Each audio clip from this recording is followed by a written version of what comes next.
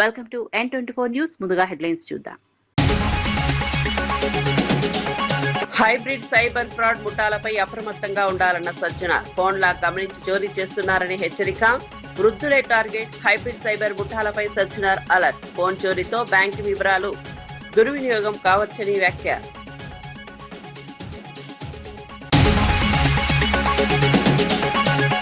ABN Radhakrishna ఒళ్లు దగ్గర పెట్టుకోవాలన్న Komatireddy. Media ఇష్టానుసారంగా రాస్తే పరిస్థితులు బాగుండవని వెల్లడి.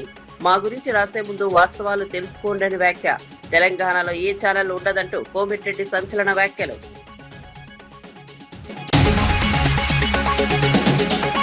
ఫ్రీ అండ్ ఫెయిర్ ఎన్నికలపై జగన్ వ్యాఖ్యలకు టీడీపీ కౌంటర్. జగన్ వ్యాఖ్యలు దెయ్యాలు వేదాలు వల్లించినట్లున్నాయన్న టీడీపీ. వైసీపీ హయాంలో బలవంతపు ఏకగ్రీవాలు జరిగాయని వెల్లడి.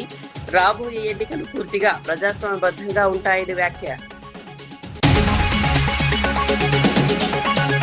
22A భూముల సమస్యలు వెంటనే పరిష్కరించాలన్న రామచంద్రరావు. 22A పేరుతో ప్రజలను ప్రభుత్వం భయోందోళనకు గురి చేస్తోందని వ్యాఖ్య.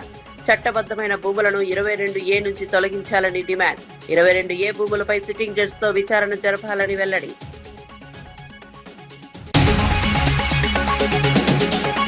ప్రజా సమస్యల పరిష్కారానికి ప్రజలతో ముఖాముఖి నిర్వహిస్తానన్న హనుమంతరావు. ప్రజల అర్జీలను సకాలంలో పరిష్కరించాలని వ్యాఖ్య. ప్రజల సమస్యలను నేరుగా తెలుసుకుంటున్నామని వెల్లడి. ప్రజలకు జవాబుదారీగా పనిచేయడమే లక్ష్యమన్న హనుమంతరావు. హైదరాబాద్ లో సరికొత్త హైబ్రిడ్ సైబర్ ఫ్రాడ్ ముఠాలు సంచరిస్తున్నాయని సైబరాబాద్ సిపి సజ్జనార్ ప్రజలను అప్రమత్తం చేశారు. ముఖ్యంగా సీనియర్ సిటిజన్లు, సాంకేతిక పరిజ్ఞానం తక్కువగా ఉన్న అమాయకులు ఈ ముఠాల బారిన పడే అవకాశం ఉందని హెచ్చరించారు. స్మార్ట్ ఫోన్లు ఉపయోగిస్తున్న వృద్ధులను ముందుగా ఈ ముఠాలు గమనిస్తున్నారని, గుర్తిస్తున్నారని తెలిపారు. వారు ఫోన్లో స్క్రీన్ లాక్ను ఎలా ఓపెన్ చేస్తున్నారో వెనుక నిలబడి నిశితంగా గమనిస్తున్నారని చెప్పారు. పాస్వర్డ్ లేదా ప్యాటర్న్ తెలుసుకున్న తర్వాత సరైన సమయం చూసుకుని ఫోన్ను చోరీ చేస్తున్నారని వివరించారు.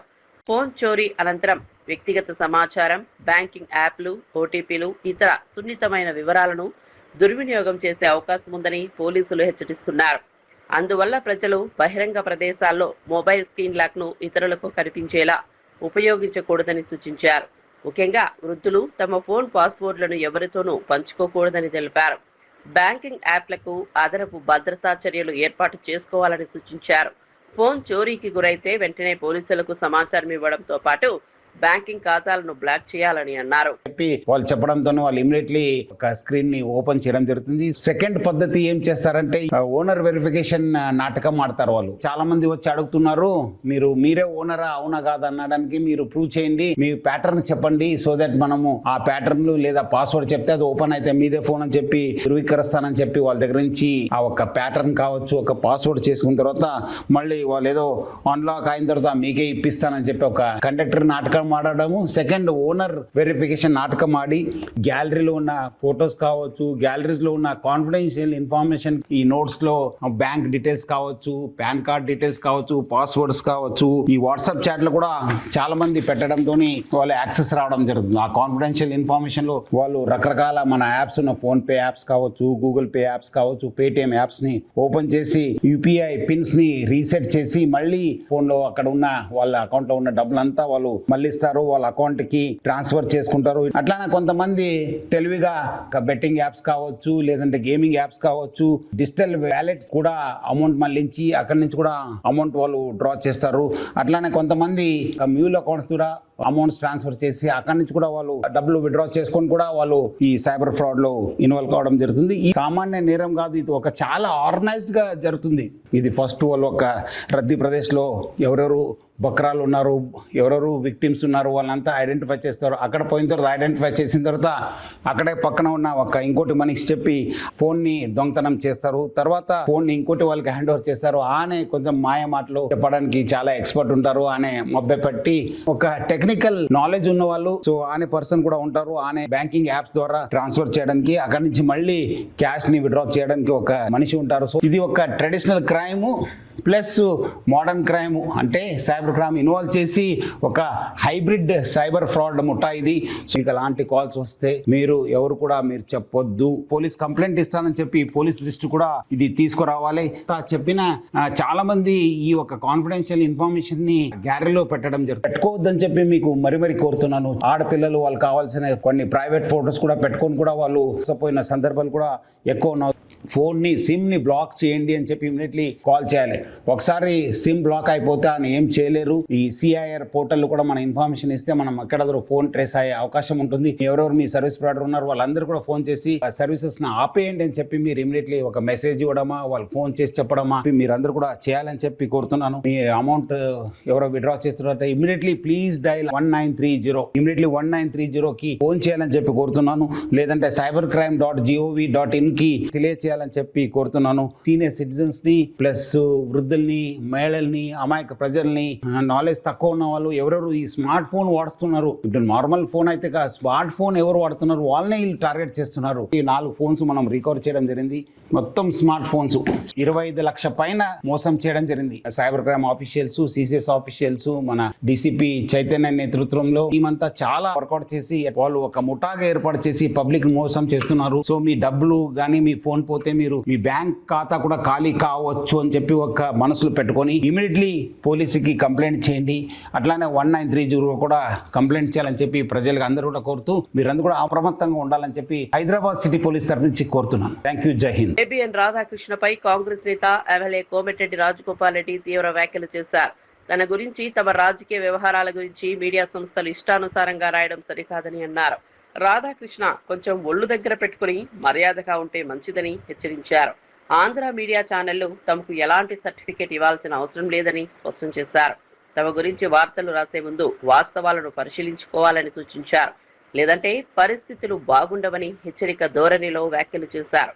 తాము అనుకుంటే తెలంగాణలో ఏ ఛానల్ ఉండదు, ఏ పత్రిక ఉండదంటూ ఆయన చేసిన వ్యాఖ్యలు చర్చనీయాంశంగా మారాయి. మీడియా సంస్థల స్వేచ్ఛ, రాజకీయ నాయకుల వ్యాఖ్యలపై మరోసారి చర్చ మొదలైంది. పరిచే విధంగా మాలాంటి వ్యక్తులను, మా క్యారెక్టర్ని దెబ్బతీసే విధంగా కథనాలు వస్తే మాత్రం బాగుండదు అని చెప్పి హెచ్చరిస్తున్నారు.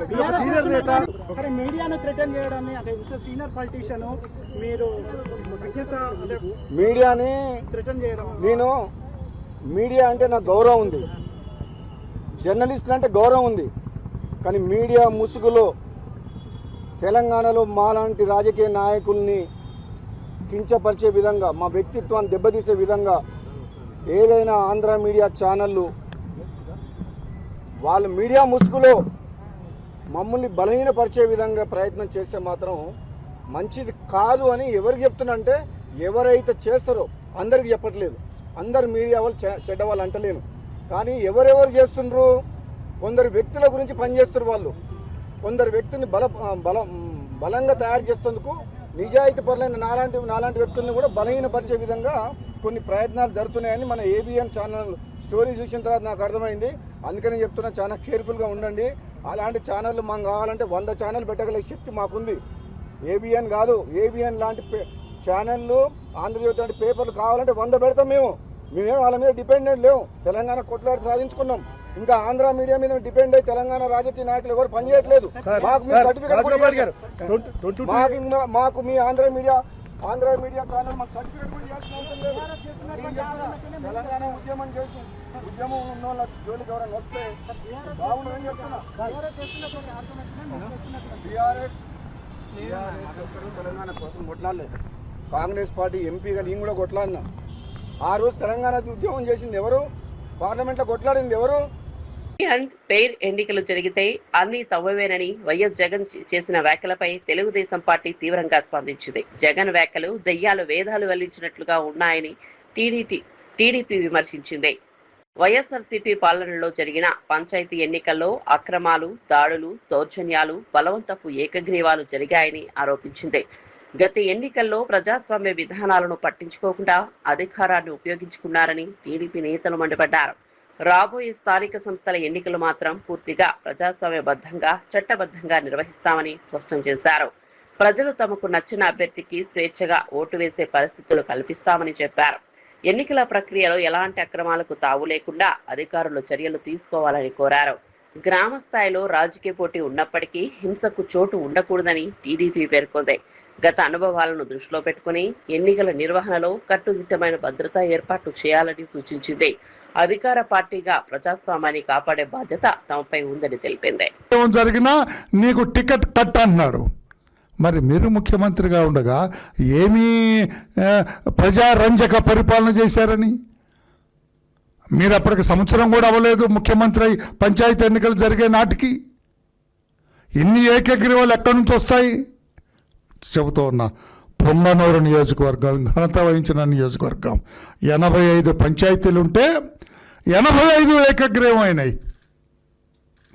ఎక్కడ ఉందా ఆ చరిత్ర?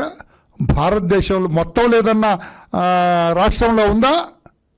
జగన్మోహన్ రెడ్డి గారు మీరు ముఖ్యమంత్రిగా ఉండగా మన రాష్ట్రంలో పొంగనూరు కాన్స్టిట్యుయెన్సీలో 85 పంచాయతీలు ఉంటే 85 కూడా ఏకగ్రీవం. అక్కడ నామినేషన్ వేయటానికి ఎవడన్నా వస్తే ఆడింటికి బయట గడిపెట్టేవాళ్ళు. చుట్టూ మీ పెద్దిరెడ్డి జనం కర్రలు పట్టుకొని ఉండేవాడు. అది నామినేషన్ జరిగింది. ఫ్రీ అండ్ ఫెయిర్ ఎలక్షన్సా జగన్మోహన్ రెడ్డి గారు? మాచర్ల ఇదొక ఘనత వహించిన కాన్స్టిట్యుయెన్సీ 77 పంచాయతీలు ఉంటే 74 ఏకగ్రీవాలండి. ఇవి చూడవా? వీటి గురించి తెలియదా? ఇప్పుడు మీరు మాట్లాడేటప్పుడు ఏకగ్రీవం అయితే టికెట్ లేదంటున్నారు మీ వాళ్ళకి. ఇవన్నీ ఎలా అయినాయండి జగన్మోహన్ రెడ్డి గారు?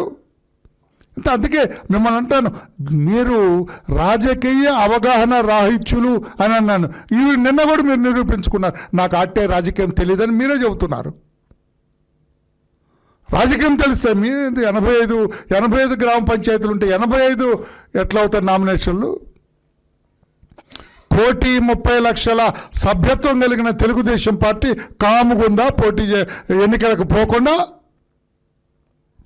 నీ నిర్బంధం, మీ అరాచకం, మీ దోపిడీ, మీ దౌర్జన్యం మా వాళ్ళని నామినేషన్లు వేయనివ్వలేదు.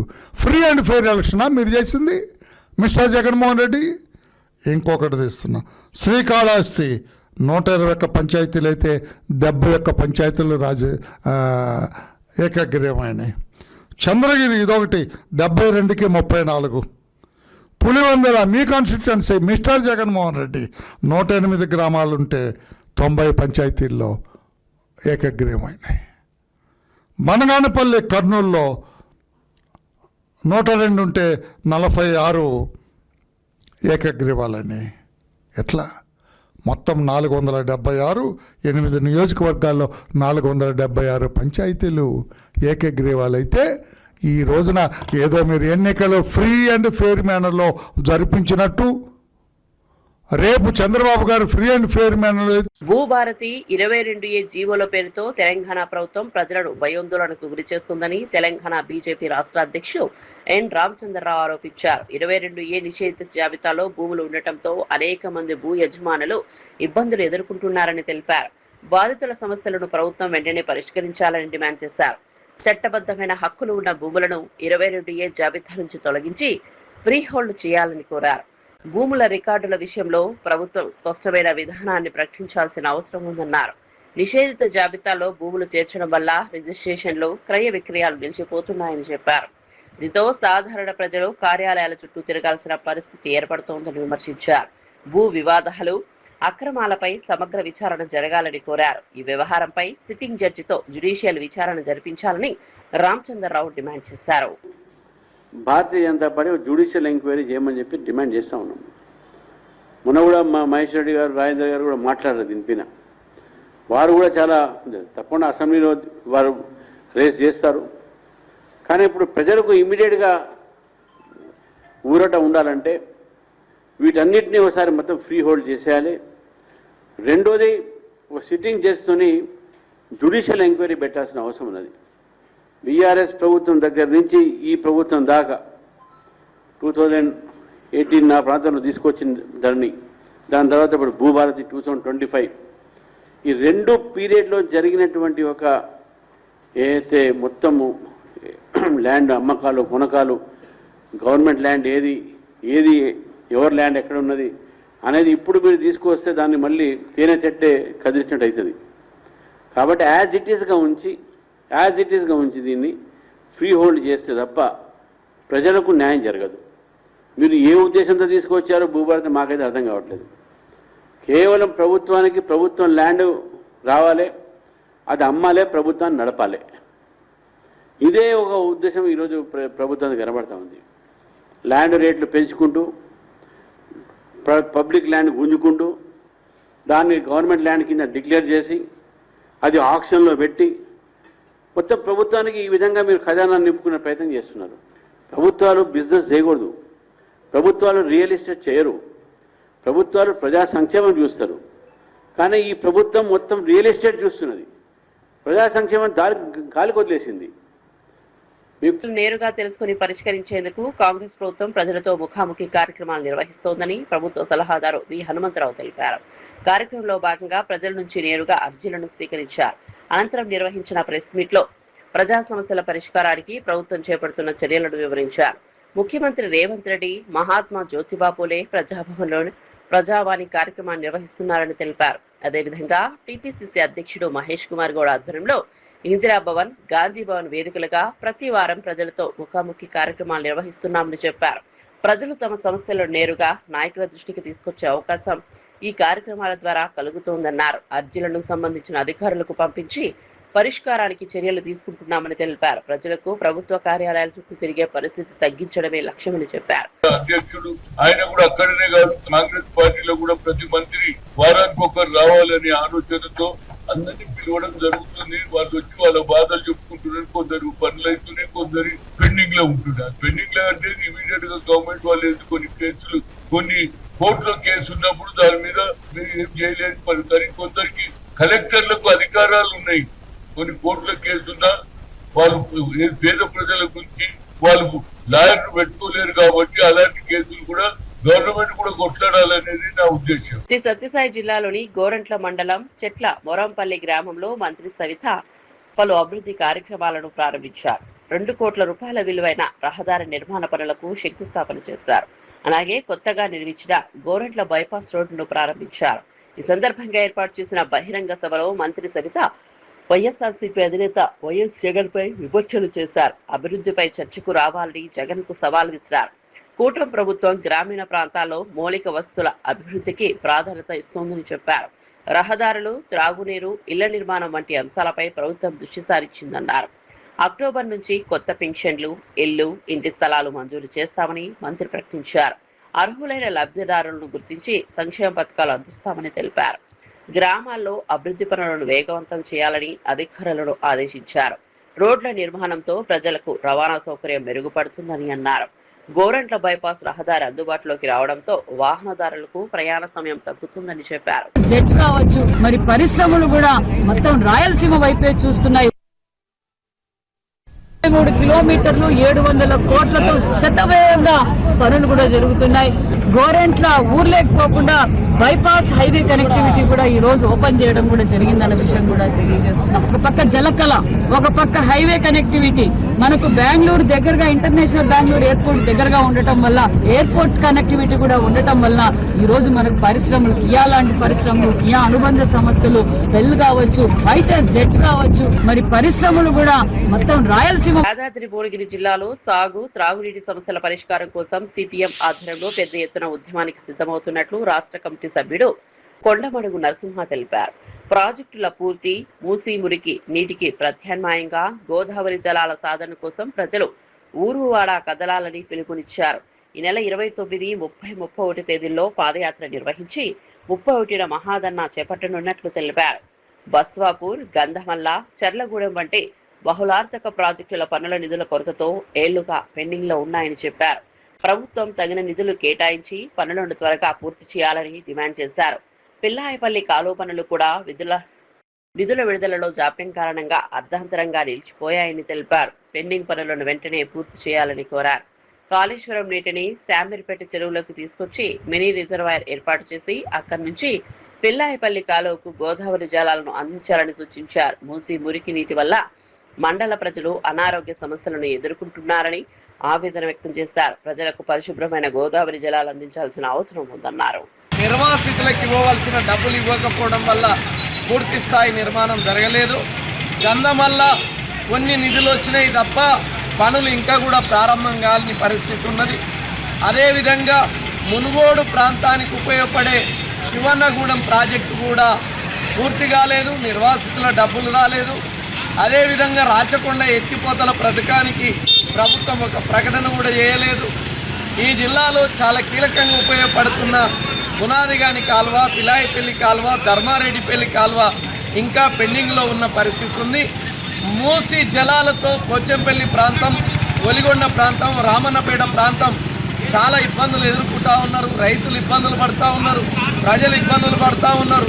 మూసి జలాలకు ప్రధానంగా ప్రత్యామ్నాయంగా గోదావరి నది జలాలు అందించవలసిన షామీర్పేట చెరువు కొండపోచమ్మ ద్వారా నీళ్లు తెచ్చి షామీర్పేట చెరువు నింపి గట్కేసారి ఎదురుబాద నుంచి ఈ ప్రాంతానికి గోదావరి జలాలు కూడా అందించాలనే డిమాండ్ల సాధన కోసం పాదయాత్ర చేస్తూ ఉన్నాం. 29 నాడు భువనగిరిలో ప్రారంభ సభ జరిగి 29, 30, 31 కాలినడకన హైదరాబాద్ పోతూ ఉన్నాం. 31న ఇందిరా పార్క్ దగ్గర ధర్నా జరుగుతూ ఉంది. అందుకనే ప్రజలు చాలా పెద్ద ఎత్తున పాల్గొని జయప్రదం చేయాలని పేరున సిపిఎం పార్టీగా విజ్ఞప్తి చేస్తూ ఉన్నాం. నిర్మాణ రంగంలో ఆధునిక సాంకేతికత వినియోగం పెరగడంతో భారీ భవనాలను సకాలంలో పూర్తి చేయడం సాధ్యమవుతుందని యాక్టివ్ ఇన్ సీఈఓ నరసింహారావు తెలిపారు. నిర్మాణ రంగంలో వస్తున్న మార్పుల వల్ల పనుల వేగం పెరగడంతో పాటు ఖర్చులను కూడా నియంత్రించే అవకాశం ఉందన్నారు. బహుళ అంతస్తుల భవనాలు, ఇళ్లలో కిటికీల స్థానంలో విశాలమైన గ్లాసులను ఉపయోగించడం వల్ల సహసిద్ధమైన వెలుతురు ఎక్కువగా అందుతుందని చెప్పారు. పగటి సమయంలో కృత్రిమ లైటింగ్ అవసరం తగ్గడంతో విద్యుత్ ఖర్చులు కూడా తగ్గే అవకాశం ఉందన్నారు. గాలి ప్రసరణ మెరుగుపడటం వల్ల ఇండోర్ వాతావరణం ఆరోగ్యకరంగా ఉంటుందని వివరించారు. నిర్మాణంలో మైవాన్ సాంకేతికత వినియోగం వల్ల ప్రజలు వేగంగా పూర్తవుతున్నాయని చెప్పారు. ఆధునిక నిర్మాణ పద్ధతులు కార్మికుల పనిభారాన్ని తగ్గించడంతో పాటు నాణ్యతను మెరుగుపరుస్తాయని తెలిపారు. పెద్ద ప్రాజెక్టుల్లో సమయం, నాణ్యత, వ్యయ నియంత్రణ అత్యంత కీలకమని అన్నారు. నిర్మాణ రంగంలో సాంకేతికతను సరిగ్గా వినియోగిస్తే భవనాల నిర్మాణంలో అనేక ప్రయోజనాలు పొందవచ్చని చెప్పారు. గ్లాస్, కిటికీలు, మెట్ల గ్రిల్స్ వంటి అంశాలు ఇంటి నిర్మాణ వ్యయంలో గణనీయమైన భాగాన్ని ఆక్రమిస్తాయని వివరించారు. అందువల్ల సరైన డిజైన్, మెటీరియల్ ఎంపిక ద్వారా ఖర్చులను నియంత్రించవచ్చని అన్నారు. కాంక్రీటే ఉంటాయి, స్లాబ్ ఎట్లా వేస్తారు, వాల్స్ కూడా అలాగే వేస్తారు. ప్లస్ ఇంకోటి ఏంటంటే ఇప్పుడు 50 ఫ్లోర్లు మొత్తం కట్టి సిమెంట్ చేసినాక మళ్ళీ కింద టైల్ వేసుకుని కట్టాలంటే 50 ఫ్లోర్స్ ప్రాజెక్ట్ కట్టాలంటే 10 ఇయర్స్ పడుతుంది. బట్ ఇప్పుడు టెక్నాలజీ అట్లా లేదు. మొత్తం మైవాన్ కన్స్ట్రక్షన్లో ఏంటంటే వాల్స్, స్లాబ్ కూడా కాంక్రీట్ పోసుకుంటూ వెళ్ళిపోతారు. 10 స్లాబ్స్ అయినాక కింద నుంచి టైల్స్ వేసుకుంటూ ఇంటీరియర్ వర్క్స్ అన్ని కూడా స్టార్ట్ చేయొచ్చు. అట్లాగే విండోస్కి వచ్చేప్పటికి ఇది వరకు అంతా 3x3, 4x5 విండోలు ఉండేవి, ఇప్పుడు అలా లేవు. ఇప్పుడు విండోస్ అన్నీ కూడా ఫ్లోర్ టు సీలింగ్ హైట్స్ ఇస్తున్నారు, ఎక్కువ గ్లాస్ వాడుతున్నారు, డబుల్ గ్లాసెస్ ఇస్తున్నారు టు సస్టైన్ ద విండోస్. కొన్ని ప్రాజెక్ట్స్లో అయితే హీట్ కట్ చేసేది, యూవీ కట్ చేసే గ్లాసెస్ కూడా ఇస్తున్నారు. The technology is totally change. Now our technology we can say proudly on par with any international standards. తెలంగాణలో పాలిటెక్నిక్ కళాశాలలను యంగ్ ఇండియా స్కిల్ యూనివర్సిటీ పరిధిలోకి తీసుకురావడంపై జారీ చేసిన జీవో 97 వివాదంగా మారింది. విద్యార్థులు, అధ్యాపకుల నుంచి తీవ్ర వ్యతిరేకత వ్యక్తం కావడంతో ప్రభుత్వం జీవో 97 అమలును తాత్కాలికంగా నిలిపివేసి సమస్యలను పరిశీలించేందుకు కె కేశవరావు అధ్యక్షతన హై లెవెల్ కమిటీని ఏర్పాటు చేసింది. పాలిటెక్నిక్ విద్యార్థుల్లో ప్రధానంగా ఈసెట్ ద్వారా బీటెక్ 2వ సంవత్సరంలో లేటరల్ ఎంట్రీపై ఆందోళన వ్యక్తమవుతోంది. పీపీపీ విధానం అమలైతే ఫీజులు పెరిగే అవకాశం ఉందనే భయాలు కూడా ఉన్నాయి. అలాగే ఏఐసిటిఈ గుర్తింపు, ప్రభుత్వ పాలిటెక్నిక్ కళాశాలల భూములు, మౌలిక వస్తువులపై ప్రైవేట్ సంస్థల ప్రభావం పెరగవచ్చని విద్యార్థులు ఆందోళన వ్యక్తం చేస్తున్నారు. మరోవైపు పాలిటెక్నిక్ లెక్చరర్లు క్యాడర్ మార్పులు, పదోన్నతులు, వేతన స్కిల్పై ఆందోళన చెందుతున్నారు.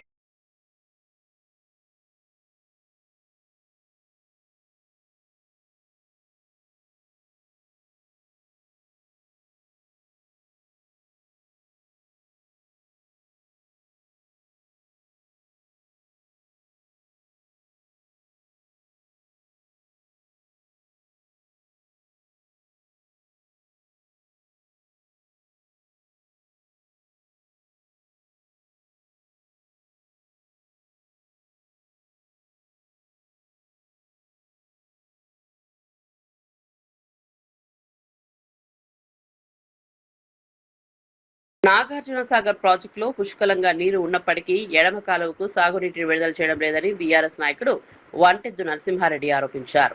ప్రాజెక్టులో నీటి నిల్వలు ఉన్న సమయంలో కూడా రైతులకు సాగునీరు అందకపోవడం ప్రభుత్వ నిర్లక్ష్యానికి నిదర్శనమని అన్నారు. ముఖ్యంగా ఇరిగేషన్ శాఖ మంత్రి ఉత్తమ్ కుమార్ రెడ్డి సొంత నియోజకవర్గంలోని రైతులు కూడా సాగునీటి కోసం ఇబ్బందులు పడుతున్నారని ఆరోపించారు. పంటలకు అవసరమైన సమయంలో నీరు అందకపోతే రైతులు తీవ్రంగా నష్టపోయే ప్రమాదం ఉందని చెప్పారు. సాగర్ నీటిని వెంటనే ఎడమ కాలువ ద్వారా పంట పొలాలకు విడుదల చేయాలని డిమాండ్ చేశారు. నీటి లభ్యత ఉన్నప్పటికీ విడుదల చేయకపోవడానికి కారణం ఏమిటో ప్రభుత్వం రైతులకు వివరించాలని కోరారు. వ్యవసాయంపై ఆధారపడిన కుటుంబాలు సాగునీటి కోసం ప్రభుత్వ నిర్ణయాలపై ఆధారపడుతున్నాయని అన్నారు.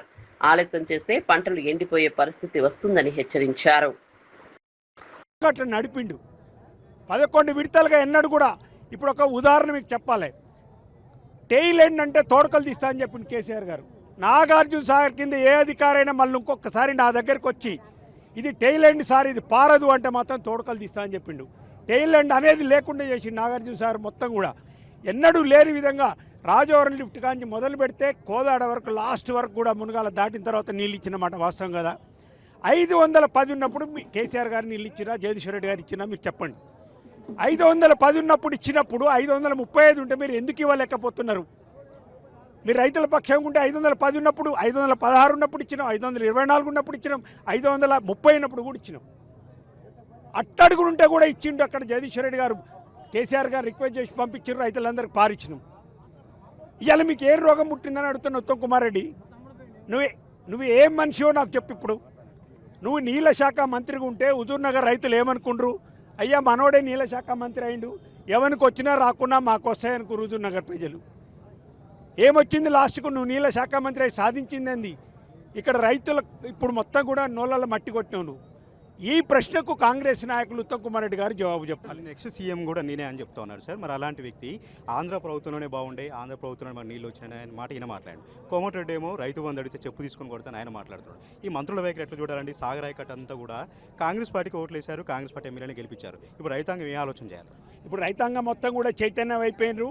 వీళ్ళు ఇప్పుడు ఉత్తమ్ కుమార్ రెడ్డికి నేను ఒకటే బహిరంగ సవాల్ ఇస్తున్నా. ఇప్పుడు మేము దాదాపు 1000-2000 మంది మీద రైతులను ధర్నా చేస్తున్నాం. నీకు దమ్ము ధైర్యం ఉంటే నువ్వు కూడా వచ్చి ఇక్కడ మాట్లాడు, నీకు మైక్ ఇస్తాం. నువ్వు ఎందుకు నీళ్ళు ఇవ్వట్లేదో చెప్పు. నీళ్ళు ఉన్నాయా లేవా సాగర్లా? లేవంటున్నప్పుడు అదే ఇప్పుడు అధికారులు మీరు అందరు రోజు పేపర్లో చూస్తున్నారు 535 అడుగులు నీళ్లున్నాయి. దాదాపు 165 టీఎంసీల నీళ్లున్నాయి. శ్రీశైలంలో 170 టీఎంసీల నీళ్లున్నాయి. దాని కెపాసిటీ 216, సాగర్ కెపాసిటీ 312. 312లో నీకు 165-170 టీఎంసీ ఉంటే నీ నీళ్ళు ఇవ్వడానికి మీకు ఏ ఒళ్ళు బరవని నేను అడుగుతున్నా. ఇది కేవలం రైతుల మీద కక్ష కట్టి ఇంతకుముందు మిత్రుడు చెప్పినట్టు ఇవ్వాలి, నీళ్ళు ఇవ్వాలి, నీళ్ళు ఇస్తే పంటలు పండిస్తారు, పంటలు పండిస్తే మళ్ళీ కొనాలి, మళ్ళీ సన్నాలు వేసిండ్రు, దానికి 500 బోనస్ ఇవ్వాలి, మళ్ళీ వారం రోజుల్లో పేమెంట్ ఇవ్వాలి. ఈ కథలంతా ఎందుకు? అసలు నీళ్ళే ఇవ్వకపోతే బాగుంటుంది అనేది ఇవాళ దుర్మార్గంగా రైతు వ్యతిరేకంగా ఉత్తమ్ కుమార్ రెడ్డి ఇక్కడ ఉన్నాడు. నా డిమాండ్ ఏంటంటే ఇమ్మీడియట్గా ఉత్తమ్ కుమార్ రెడ్డి గారు మీరు ఎడమ కాళ్లకు నీళ్లు వదలాలి. పోతిరెడ్డిపాడుని వెంటనే బందీ చేసి ఆంధ్ర జలదోపిడికి మీరు కట్టడి చేయకపోతే ఏ ఊరు పోయినా కానీ రైతులు, ఇది రాజకీయమైనది ఇది కాదు, మేము చెప్పేది రైతుల ధర్నాన్ని పెట్టాం. అందుకే బీఆర్ఎస్ పార్టీ కాదు, ఇక రైతులందరూ కూడా ఇప్పుడు కార్లు వస్తుంటే కాంగ్రెస్ నాయకులు కూడా ఫోన్ చేసిండ్రు, అన్న మీరు మంచి సమస్య తీసుకున్నారు, మావోని కలుద్దామని పోతే 3 గంటలు బయట కూర్చోబెట్టి ఆ నుంచి అటే పంపిండు, నీళ్ళు గీళ్ళేవని పంపించిండు అంటున్నారు. ఇది రైతుల సమస్య. ఉత్తమ్ కుమార్ రెడ్డి గారు టీఆర్ఎస్ సమస్య కాదు. ఇవాళ బీఆర్ఎస్ పార్టీ రైతుల తరఫున కొట్లాడడానికి వచ్చినాం, మేము రైతుల గొంతుక వినిపేయడానికి వచ్చినాం. ఇక రైతునే ఆదుకోకపోతే మీరు ఎవరిని ఆదుకుంటారో చెప్పాలి. సీఎం స్థాయి అండి, ఎవరితో మాట్లాడిన అంటాడు, మీడియాతో కూడా సరిగా మాట్లాడారు సార్, నేను సీఎం స్థాయి అంటాడు. అలాంటి వ్యక్తి సూర్యాపేట కాళేశ్వర జలాలు వస్తే అవి కాళేశ్వరం జలాలు కాదంటాడు, ఇక్కడనేమో నీళ్లు లేవు మేము ఎట్లా ఇవ్వమని అంటాడు. ఇంత అవగాహన రాయితున్నటువంటి ఉత్తమ్ కుమార్ రెడ్డి సీఎం అని చెప్పుకునేటువంటి అర్హత ఉందా? ఇక్కడ ఉన్నటువంటి ప్రజలు ఏమనుకుంటున్నారు? ఆయన సంబంధించి కూడా రాజకీయంగా ఎట్లా ఉండబోతుంది? హైబ్రిడ్ సైబర్ ఫ్రాడ్ ముఠాలపై అప్రమత్తంగా ఉండాలన్న సజ్జనార్. ఫోన్లా గమనించి చోరీ చేస్తున్నారని హెచ్చరిక. వృద్ధులే టార్గెట్. హైబ్రిడ్ సైబర్ ముఠాలపై సజ్జనార్ అలర్ట్. ఫోన్ చోరీతో బ్యాంకు వివరాలు దుర్వినియోగం కావచ్చని వ్యాఖ్య.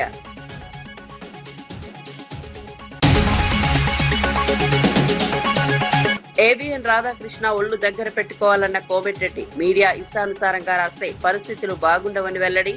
మా గురించి రాసే ముందు వాస్తవాలు తెలుసుకోండి వ్యాఖ్య. తెలంగాణలో ఏ ఛానల్ ఉండదంటూ కోమటిరెడ్డి సంచలన వ్యాఖ్యలు.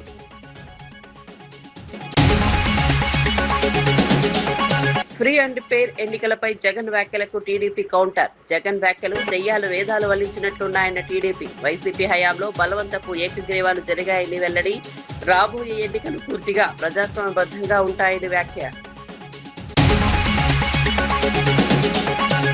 22A భూముల సమస్యలు వెంటనే పరిష్కరించాలన్న రామచంద్రరావు. 22A పేరుతో ప్రజలను ప్రభుత్వం భయోందోళనకు గురి చేస్తోందని వ్యాఖ్య.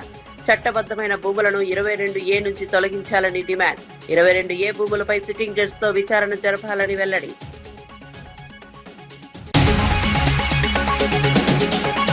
ప్రజా సమస్యల పరిష్కారానికి ప్రజలతో ముఖాముఖి నిర్వహిస్తానన్న హనుమంతరావు. ప్రజల అర్జీలను సకాలంలో పరిష్కరించాలని వ్యాఖ్య. ప్రజల సమస్యలను నేరుగా తెలుసుకుంటున్నామని వెల్లడి. ప్రజలకు జవాబుదారీగా పనిచేయడమే లక్ష్యమన్న హనుమంతరావు.